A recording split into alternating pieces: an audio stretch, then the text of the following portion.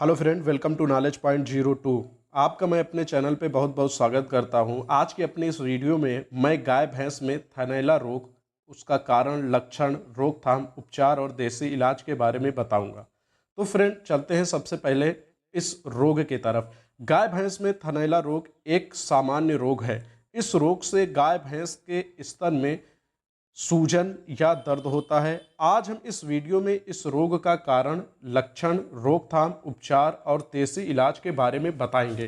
तो बने रहिए हमारी वीडियो में अंत तक। उससे पहले अगर आप लोगों ने हमारे चैनल को अभी तक सब्सक्राइब नहीं किया है तो ज़रूर से सब्सक्राइब कर दें और बेल आइकन को भी ज़रूर प्रेस कर दें, जिससे कि आने वाली हर अपडेट आपको समय से मिल जाए। तो फ्रेंड, सबसे पहले चलते हैं इस रोग के कारण की तरफ। तो ये रोग बहुत सारी वजहों की वजह से होता है, जिसमें सबसे पहला कारण होता है बैक्टीरिया, जिसको हम लोग हिंदी में जीवाणु कहते हैं।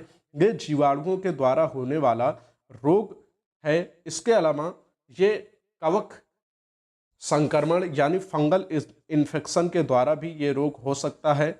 इसके अलावा पैरासाइटिक इन्फेक्शन यानी कि परजीवियों के संक्रमण के द्वारा हो सकता है। इसके अलावा किसी भी प्रकार के थन में चोट लगने की वजह से या खरोंच लगने की वजह से भी ये रोग हो सकता है। इसके अलावा दूषित भोजन और सही ढंग से देख रेख न करना, जैसे बहुत से किसान भाई, पशुपालक भाई इस बरसात के मौसम में पशुओं के बैठने की जगह, पशुओं के उठने की जगह पर अच्छी साफ सफाई नहीं करते हैं, जिसके वजह से उसमें संक्रमण होता है और ये संक्रमण हमारे पशुओं में भी लग जाता है, जैसे गंदी और कीचड़दार जगहों में अपने जानवरों को बांधना। इसके अलावा आता है गलत दूध निकालने की विधि। दूध को एक निश्चित समय अंतराल पर निकालना चाहिए।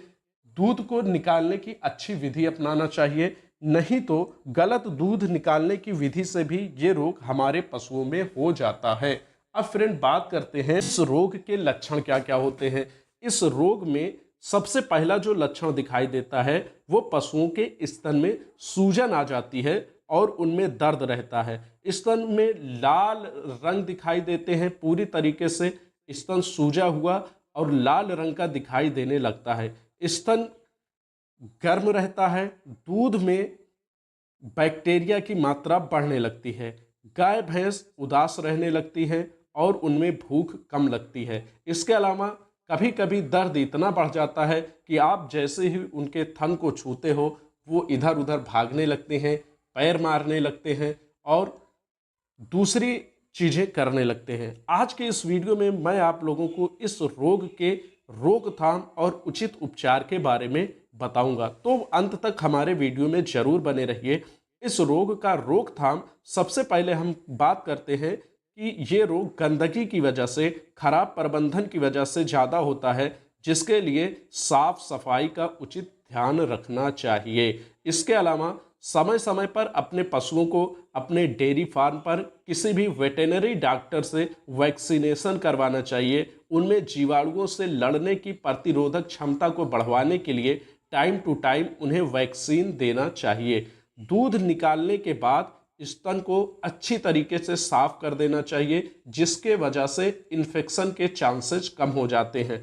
गाय भैंस को स्वस्थ आहार देना चाहिए। स्वस्थ आहार देने की वजह से गाय भैंस हमारे दूषित भोजन को नहीं करते। अगर हम उन्हें स्वस्थ आहार नहीं देते तो हमारे जानवर दूषित भोजन और दूषित चारे की तरफ अपना ध्यान आकर्षित करते हैं, जिससे उनमें इन्फेक्शन के चांसेस बढ़ जाते हैं। इसके अलावा रेगुलर, नियमित रूप से अपने जानवरों की चेकिंग करानी चाहिए, जिसके लिए मेस्टाइटिस कप आता है। मेस्टाइटिस कप का प्रयोग करके हम लोग थनैला रोग की जानकारी कर सकते हैं कि हमारे पशु में थनैला हुआ है या नहीं हुआ है। अब हम बात करते हैं उपचार की। तो उपचार करने से पहले मैं आप लोगों को एक सलाह दूंगा कि रोग की कंडीशन दिखाई देने पर, सीरियस कंडीशन होने पर वेटेनरी डॉक्टर की सलाह जरूर लें। इसके अलावा ये जो वीडियोस होती हैं ये आप लोगों की जागरूकता के लिए होती हैं। आप इलाज कभी भी किसी अच्छे डॉक्टर से ही करवाएं।